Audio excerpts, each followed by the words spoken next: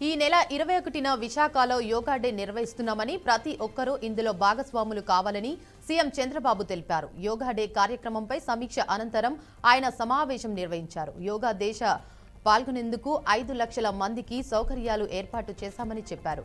Guinness book of records దక్కేలా ప్రోగ్రాంను conduct చేస్తున్నామన్నారు. 22 అంశాల్లో రికార్డు బ్రేక్ చేసేందుకు ప్రయత్నం చేస్తున్నామని చెప్పారు. దేశవ్యాప్తంగా లక్షల ప్రాంతాల్లో యోగా డే కార్యక్రమం నిర్వహిస్తున్నామని, పాల్గొన్న 25 లక్షల మందికి సర్టిఫికెట్లు ఇస్తామన్నారు.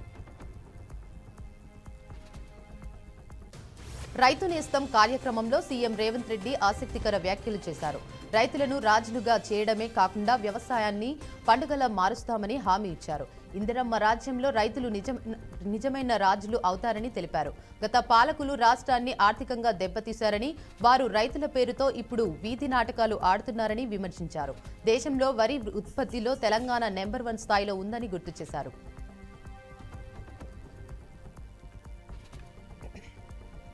పశ్చిమ గోదావరి జిల్లా పాలకొల్లు నియోజకవర్గంలో పేద వర్గాల వారికి ఖర్చుల నిమిత్తం ముఖ్యమంత్రి సహాయక నిధి ద్వారా 92 మందికి 68 లక్షల చెక్కులను మంత్రి రామానాయుడు తన కార్యాలయంలో అందజేశారు. ప్రజలందరికీ కూటమి ప్రభుత్వం అండగా నిలుస్తుందని తెలిపారు. పేద ప్రజల ఆరోగ్యంగా ఉండాలని మనస్ఫూర్తిగా కోరుకుంటానని మంత్రి అన్నారు. ఫార్ములా ఈ కార్ రేసు కేసులో ఏసీబీ విచారణకు హాజరైన కేటీఆర్ జైలు వ్యాఖ్యలపై రాష్ట్ర మంత్రి సీతక్క ఆసక్తికర వ్యాఖ్యలు చేశారు. కేటీఆర్ కు జైలుకు వెళ్లాలని ఆసక్తిగా ఉన్నట్లు కనిపిస్తోందని, అందుకే సీఎం రేవంత్ రెడ్డిని రెచ్చగొడుతున్నారని ఆమె విమర్శించారు. కల్వకుంట్ల కవిత జైలుకు వెళ్లిన తర్వాత బీసీ ఎజెండా పట్టుకున్నట్లు ఇప్పుడు కేటీఆర్ కూడా ఏదైనా ప్రణాళిక కోసం జైలుకు వెళ్లాలని భావిస్తున్నారేమోనని సెటైర్ వేశారు.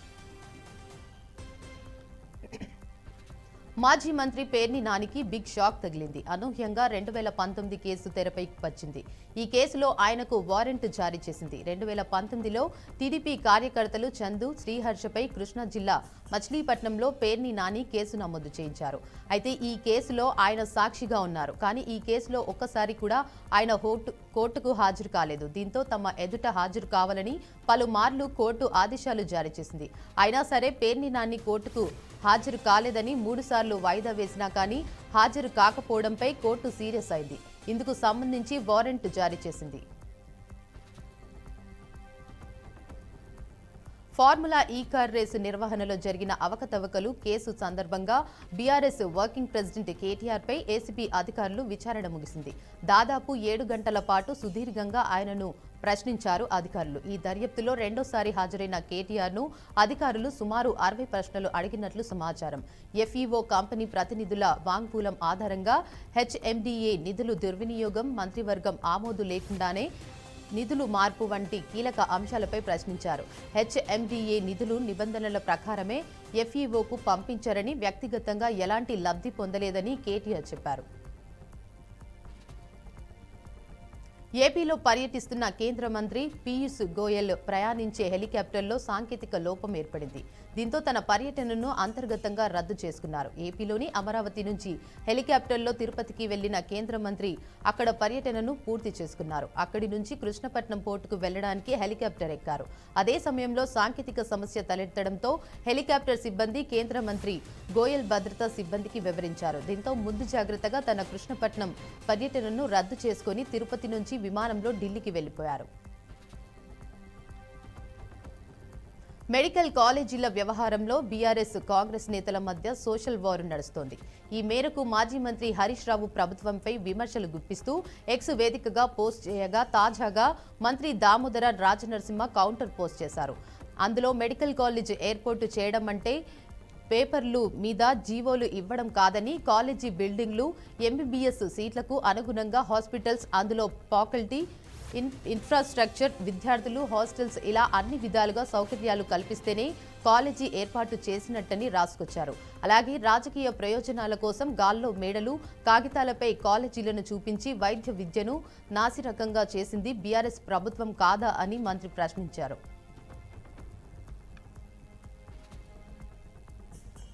సూర్యాపేట జిల్లా అనంతగిరి మండల కేంద్రంలో గంజాయి ముఠా కలకలం రేపింది. స్థానికులు సమాచారం గంజాయి ముఠాను అనంతగిరి పోలీసులు అరెస్ట్ చేశారు. అనంతరం కోదాడ రూరల్ పోలీసు సర్కిల్ కార్యాలయంలో మీడియా సమావేశం ఏర్పాటు చేశారు. 2 వేరువేరు కేసుల్లో 7 నిందితులుగా ఉన్నట్లు డీఎస్పీ శ్రీధర్ రెడ్డి అన్నారు. నిందితుల వద్ద నుంచి సుమారు 2 కేజీల గంజాయి 3 స్వాధీనం చేసుకున్నట్లు వెల్లడించారు. ఇక నిందితులలో ఒకరు పరారైనట్లు తెలిపారు. కేసు నమోదు చేసిన పోలీసులు రిమాండ్కి తరలించారు. పరారైన నిందితుడి కోసం గాలింపు చర్యలు చేపట్టినట్లు పేర్కొన్నారు. నెల్లూరు జిల్లా నిరుపేద విద్యార్థులకు అధునాతన సాంకేతికతో డిజిటల్ విద్యను అందించాలన్న మంత్రి నారాయణ సంకల్పించారు. ఈ మేరకు నిర్మిస్తున్న వీఆర్ హై స్కూల్ ఆధునీకరణ పనులు 85 మేర పూర్తయినట్లు మంత్రి కుమార్తె శరణి తెలిపారు. జిల్లాలో వీఆర్ హై స్కూల్లో జరుగుతున్న డిజిటల్ ఎక్విప్మెంట్ను మంత్రి నారాయణ కుమార్తె శరణి పరిశీలించారు. వీఆర్ స్కూల్ ఆధునీకరణ బాధ్యత తీసుకోవడం సంతోషంగా ఉందన్నారు. ఆధునీకరణ పనులు చివరి దశకు వచ్చాయని తెలిపారు. పేదలైన పిల్లలకు మంచి చదువు అందించాలని తల్లిదండ్రులు ఆశపడతారని, కానీ ఆర్థిక పరిస్థితుల వల్ల వారు రాజీ పడుతున్నట్లు తెలిపారు. అటువంటి వారి పిల్లల కోసమే మా నాన్నగారు వీఆర్ హై స్కూల్ను ఆధునీకరిస్తున్నారన్నారు. ప్రకాశం జిల్లా మార్కాపురం ఇరిగేషన్ కార్యాలయంలో ఏసీబీ అధికారులు ఆకస్మిక తనిఖీలు చేపట్టారు. ఇరిగేషన్ కార్యాలయంలోని సీనియర్ అసిస్టెంట్ శ్రీనివాసరావు 30,000 లంచం తీసుకుంటూ ఏసీబీ అధికారులకు రెడ్ హ్యాండెడ్గా పట్టుబడ్డాడు. కాంట్రాక్టర్ ఏరుబా శ్రీనివాస్ రెడ్డి మార్కాపురంలో 3 కాంట్రాక్టు పనులు పూర్తి చేయగా వాటి యొక్క బిల్స్ అప్రూవల్ చేసేందుకు అధికారి శ్రీనివాసరావు లంచం డిమాండ్ చేశారు. అయితే కాంట్రాక్టర్ ఏసీబీ అధికారులను సంప్రదించడంతో చాకచక్యంగా శ్రీనివాసరావును ఏసీబీ అధికారులు రెడ్ హ్యాండెడ్గా పట్టుబడ్డారు. నిందితుడు వద్ద నుంచి 30,000 నగదును స్వాధీనం చేసుకుని అదుపులోకి ఏసీబీ కార్యాలయానికి తరలించారు. కృష్ణా జిల్లా గుడివాడ నియోజకవర్గంలోని విద్యుత్ శాఖ డివిజనల్ ఇంజనీరింగ్ కార్యాలయం వద్ద ప్రజా సంఘాలు, పలు అభివృద్ధి కమిటీల నాయకులు ధర్నా నిర్వహించారు. స్మార్ట్ మీటర్లు బిగించవద్దంటూ ఆందోళన చేపట్టారు. ఈ సందర్భంగా వెనుకబడిన ప్రాంతాల అభివృద్ధి కమిటీల నాయకుడు బివి శ్రీనివాసరావు మాట్లాడుతూ పేద ప్రజలను మరింత పేదవాడిగా దిగజార్చే ఈ స్మార్ట్ మీటర్లను ఎట్టి పరిస్థితుల్లో బిగించడానికి తాము ఒప్పుకోవడం లేదన్నారు. అదానీ కంపెనీకి చెందిన ప్రైవేటు వ్యక్తులు కన్ను పన్నుల్లో ప్రభుత్వాలు పనిచేస్తున్నాయని విమర్శించారు. కార్పొరేట్ సంస్థలకు లబ్ధి చేకూరేందుకే స్మార్ట్ మీటర్లను ఏర్పాటు చేస్తున్నారని ఆరోపించారు. ఎమ్మెల్యే పల్లా రాజేశ్వర్ రెడ్డి తన ఆరోగ్యం బాగానే ఉంది అంటూ హాస్పిటల్ నుండి వీడియో రిలీజ్ చేశారు. జనగామ జిల్లా తన సొంత నియోజకవర్గ ప్రజలను త్వరలోనే కలుస్తానంటూ వీడియోలో తెలిపారు.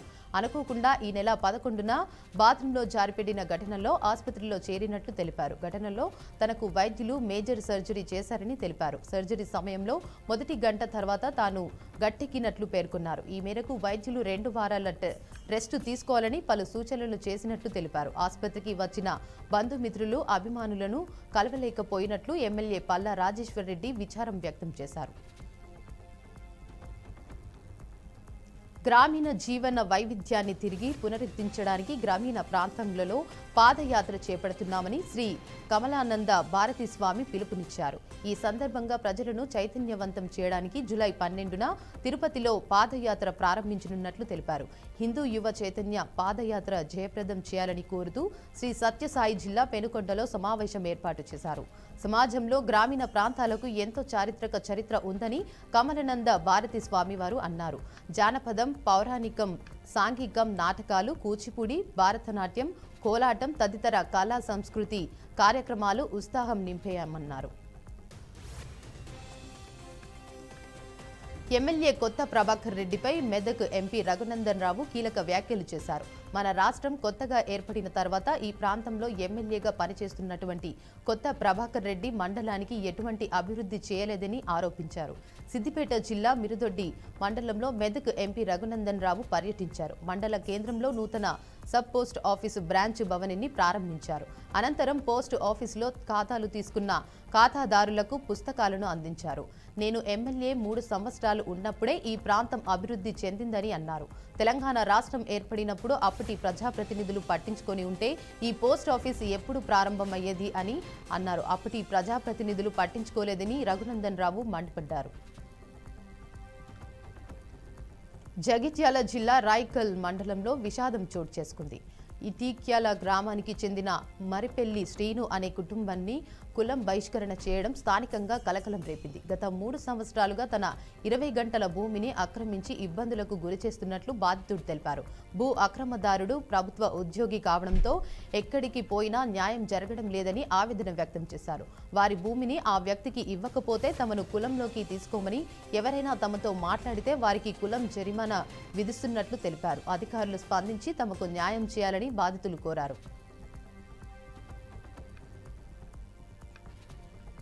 కాంగ్రెస్ పార్టీ సీనియర్ నాయకులు మాజీ ఎంపీ హనుమంతరావు జన్మదిన వేడుకలు అంబర్పేటలోని ఘనంగా నిర్వహించారు. ఆయన నివాసం వద్ద ఏర్పాటు చేసే వేడుకలో హనుమంతరావు పాల్గొని కేక్ కట్ చేశారు. అనంతరం మంత్రి పొన్నం ప్రభాకర్ కేక్ తినిపించి శుభాకాంక్షలు తెలిపారు. జీహెచ్ఎంసీ కార్మికులు, విద్యార్థులతో కలిసి మంత్రి పొన్నం భోజనం చేశారు. ఈ కార్యక్రమంలో ఎంపీ అనిల్ కుమార్ యాదవ్, మేయర్ గద్వాల విజయలక్ష్మి, వ్యవసాయ కమిషన్ చైర్మన్ కోదండరెడ్డి, ఇతర ముఖ్య నేతలు పాల్గొన్నారు. సికింద్రాబాద్ బేగంపేటలోని కిమ్స్ సన్షైన్ ఆసుపత్రిలో చేరిన హరీష్ రావును బీఆర్ఎస్ వర్కింగ్ ప్రెసిడెంట్ కేటీఆర్ పరామర్శించారు. అస్వస్థతకు గురైన హరీష్ రావుకు మెరుగైన వైద్యం అందించాలని వైద్యులకు సూచించారు. డీహైడ్రేషన్ కారణంగా వైరల్ ఫీవర్ రావడంతో ఆయన ఆసుపత్రిలో చేరారు. హరీష్ రావు తల్లి కూడా అక్కడే ఉన్నట్లు సమాచారం. వైరల్ ఫీవర్ తగ్గిన వెంటనే హరీష్ రావును డిశ్చార్జ్ చేస్తామని వైద్యులు తెలిపారు. ఏపీ సీఎం చంద్రబాబుపై మాజీ ఎంపీ రెడ్డప్ప అనుచిత వ్యాఖ్యలు చేశారు. నీచమైన వ్యక్తి సీఎం చంద్రబాబు అని ఘాటుగా స్పందించారు. తన 40 సంవత్సరాల రాజకీయ జీవితంలో ఇలాంటి నీచమైన ముఖ్యమంత్రిని అతని కొడుకు లోకేష్ను చూడలేదన్నారు. జగనన్న అభిమానులను, పెద్దిరెడ్డి అభిమానులను జైలుకు పంపే కార్యక్రమం చేస్తున్నట్లు ఆరోపించారు. అనంతరం జగన్ అంటే నమ్మకం, చంద్రబాబు అంటే మోసం కార్యక్రమంలో ఆయన పాల్గొన్నారు. ఎలక్షన్లు ఎప్పుడు జరిగినా జగన్మోహన్ రెడ్డి అత్యధిక మెజారిటీతో గెలుస్తారని ధీమా వ్యక్తం చేశారు. జిల్లాలో రామచంద్రారెడ్డి, మిథున్ రెడ్డి నాయకత్వమే కాకుండా మరొకసారి వైఎస్ జగన్ ముఖ్యమంత్రి కావాలని కోటి దేవతలను ప్రార్థిస్తున్నట్లు తెలిపారు. సత్యసాయి జిల్లా హిందూపురం ఎంపీబీకే పార్థసారథి వైసీపీపై శ్రేణులు ఫైర్ అయ్యారు. సూపర్ 6 పథకాల అమలులో భాగంగా తల్లికి వందనంపై వైసీపీ నేతలు చేస్తున్న దుష్ప్రచారం చేస్తున్నట్లు మండిపడ్డారు. అనంతరం మీడియా సమావేశం నిర్వహించిన ఆయన మాట్లాడుతూ వైసీపీ హయాంలో అమ్మ ఒడి కేవలం ఒకరికే ఇచ్చేవారన్నారు. కానీ కూటమి ప్రభుత్వం వచ్చిన మాట ప్రకారం ఎంతమంది పిల్లలు ఉంటే అంతమందికి తల్లి వందనం వేసినట్లు వివరించారు. చంద్రబాబు నాయుడు చేస్తున్న అభివృద్ధి చూడలేక జగన్కు కడుపు మంటగా ఉందని ఎద్దేవా చేశారు. కూటమి అభివృద్ధి చూసి వైసీపీకి చెమటలు పడుతున్నాయని, మాపై నిందలు వేయడం మానుకోవాలని వైసీపీకి ఘాటుగా కౌంటర్ ఇచ్చారు. గుడివాడలో అక్రమంగా తరలిస్తున్న రేషన్ బియ్యాన్ని పోలీసులు పట్టుకున్నారు. గుడివాడ రూరల్ మల్లయ్య పాలెం వద్ద పోలీసులు తనిఖీలు నిర్వహించారు. తనిఖీలో ప్రభుత్వం అందించిన సంచుల్లో రేషన్ బియ్యం అక్రమంగా తరలిస్తున్నట్టు గుర్తించారు. ఈ ఘటనలో మొత్తం 17 క్వింటాళ్ల రేషన్ బియ్యం ఆటోను సీజ్ చేశారు. పోలీసులు ఆటో డ్రైవర్ వచ్చిన సమాచారంపై ఆధారంగా రేషన్ బియ్యం అక్రమ రవాణా సూత్రధారిని గుర్తించి చర్యలు చేపట్టారు. పశ్చిమ గోదావరి జిల్లా తాడేపల్లిగూడెంలో ఆరోగ్య భద్రత కోసం రాష్ట్ర ప్రభుత్వం భారీ సహాయం అందించింది. సీఎం రిలీఫ్ ఫండ్ ద్వారా తాడేపల్లిగూడెం నియోజకవర్గానికి మొత్తం 1,67,00,000 వరకు అందించామని ఎమ్మెల్యే బొలిశెట్టి శ్రీనివాస్ వెల్లడించారు. సోమవారం జరిగిన కార్యక్రమంలో 28 మంది లబ్ధిదారులకు 29.63 లక్షల చెక్కులు పంపిణీ చేశారు. ముఖ్యమంత్రి చంద్రబాబు, ఉప ముఖ్యమంత్రి పవన్ కళ్యాణ్ నేతృత్వంలో రాష్ట్ర అభివృద్ధి దిశగా ప్రభుత్వం ముందడుగు వేస్తుందని ఎమ్మెల్యే తెలిపారు.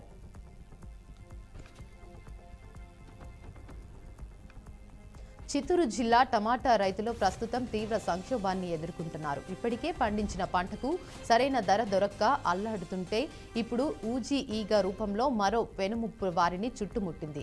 ఈ ఈగ దాడి వల్ల టమాటా నాణ్యత దారుణంగా పడిపోవడంతో రైతులు తీవ్ర ఆందోళన చెందుతున్నారు.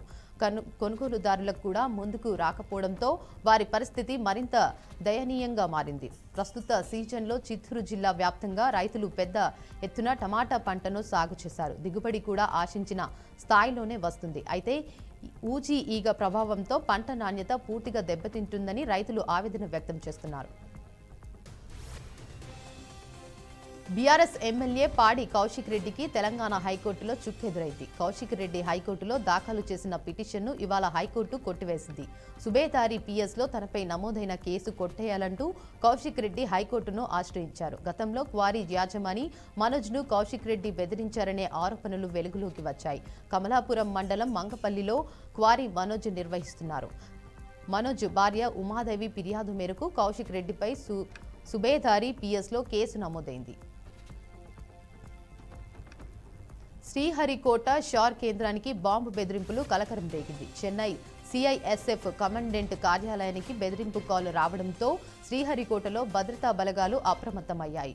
షార్ కేంద్రంలో అనువనువున బలగాలు గాలింపు చర్యలు చేపట్టాయి. తనిఖీల్లో ఏం లభించకపోవడంతో ఫేక్ కాల్గా అధికారులు నిర్ధారించారు.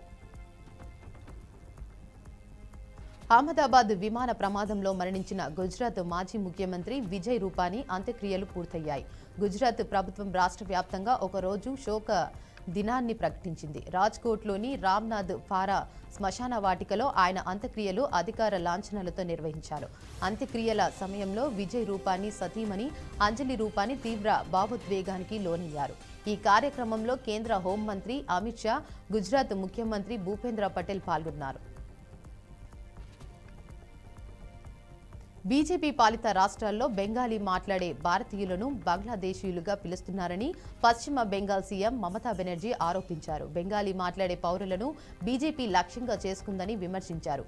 సరైన పత్రాలు ఉన్న బెంగాలీలను కూడా అక్రమ బంగ్లాదేశ్ వలసదారులుగా చిత్రీకరిస్తున్న పరిస్థితి నెలకొందని తెలిపారు.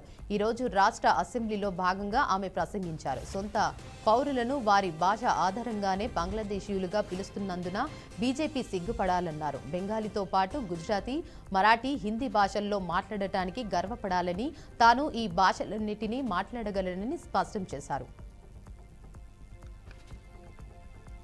గాజాలో ఇజ్రాయెల్ మరణ హోమాన్ని సృష్టిస్తోంది. గాజాలోని పలు ప్రాంతాలపై భీకర దాడులకు పాల్పడుతుంది. గాజాలోని నివాస ప్రాంతాలు, ఆసుపత్రులపై విరుచుకుపడుతోంది. తాజాగా ఆహార పంపిణీ కేంద్రాల వద్ద ఇజ్రాయెల్ జరిపిన దాడుల్లో కనీసం 38 మంది పాలస్తీనియన్లు మరణించినట్లు గాజా ఆరోగ్య మంత్రిత్వ శాఖ తెలిపింది. పలువురు గాయపడినట్లు పేర్కొంది.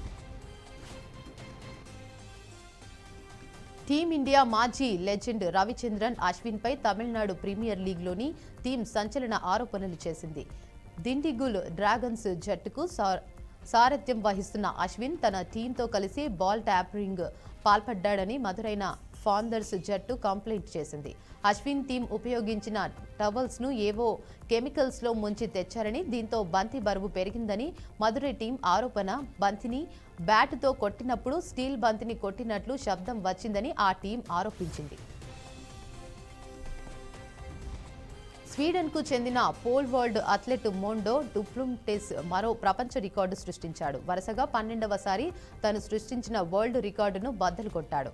స్టాక్ హోమ్ వేదికగా జరిగిన వాండా డైమండ్ లీగ్లో పాల్గొన్న డుప్లాంటిస్ 6.28 మీటర్ల ఎత్తు జంపు చేశాడు. దీంతో ఈ ఏడాది ఫిబ్రవరిలోనే తనే సృష్టించిన 6.27 మీటర్ల ప్రపంచ రికార్డును బద్దలు కొట్టాడు.